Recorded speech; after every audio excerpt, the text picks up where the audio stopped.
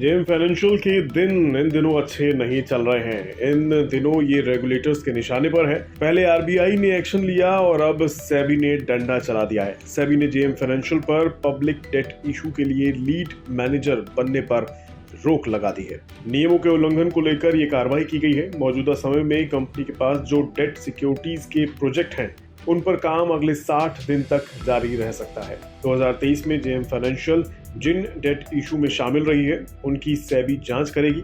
ये जांच अगले 6 महीने में पूरी की जाएगी। जब कोई कंपनी पैसा जुटाने के लिए शेयर की बजाय बॉन्ड्स जारी करती है तो उसे डेट इशू कहा जाता है।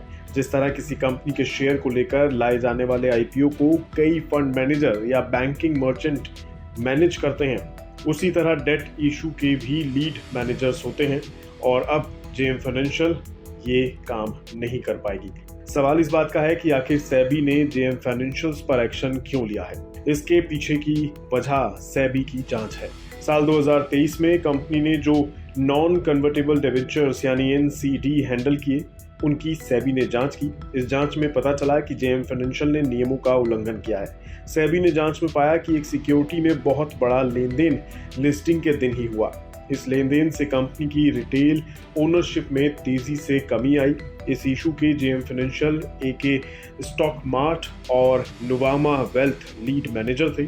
ट्रांजैक्शन की जांच में पाया कि जेएम फाइनेंशियल की सब्सिडरी कंपनी इन ट्रेडर्स के काउंटर पार्ट्स के रूप में काम कर रही थी, यानी रिटेल निवेशक लिस्टिंग के दिन ही फायदा लेकर एनसीडीएस बेचकर बाहर निकल जा रहे हैं। ये भी पता चला है कि रिटेल निवेशकों को एनसीडी खरीदने के लिए पैसा भी जेएम फाइनेंशियल मुहैया करा रही थी। बाद में गेन लेकर निवेशक लिस्टिंग के दिन बेचकर बाहर निकल जा रहे थे, यानी इस खेल में जेएम फाइनेंशियल अपने पैसे से ही रिटेल निवेशकों के जरिए सिक्योरिटीज खरीद रहा था, बाद में कुछ पैसे ज्यादा देकर वापस खरीद भी रहा था। ये सिक्योरिटी के नियमों के खिलाफ है। अब सेबी इस पूरे मामले की जांच में जुटा है और दूसरे भी मामलों की जांच की जाएगी। ये जांच 6 महीने में पूरी की जाएगी। इससे पहले सोमवार को आरबीआई ने जेएम फाइनेंशियल पर शेयर और डिबेंचर के बदले लोन देने पर रोक लगा दी थी। इसके अलावा आईपीओ के अगेंस्ट लोन की मंजूरी और डिस्ट्रीब्यूशन पर भी बैन लगा दिया गया था। आरबीआई को जेएम फाइनेंशियल की बुक्स में दिक्कत मिली थी। आरबीआई ने कंपनी के खातों का रिव्यू किया जिसमें आईपीओ फाइनेंसिंग और एनसीडी सब्सक्रिप्शन के लिए कंपनी लोन देने की प्रक्रिया में गंभीर खामियां पाई गई। आरबीआई की जांच में 6 बड़ी कंपनियां मिली हैं। पहली, आईपीओ एनसीडी सब्सक्रिप्शन फाइनेंसिंग में गड़बड़ी। दूसरा, चुनिंदा ग्राहकों को बार बार आईपीओ के लिए फाइनेंसिंग। तीसरा, ना के बराबर मार्जिन पर आईपीओ के लिए फाइनेंसिंग। चौथा, क्लाइंट से पीओए लेकर चलाई जाती थी पूरी स्कीम।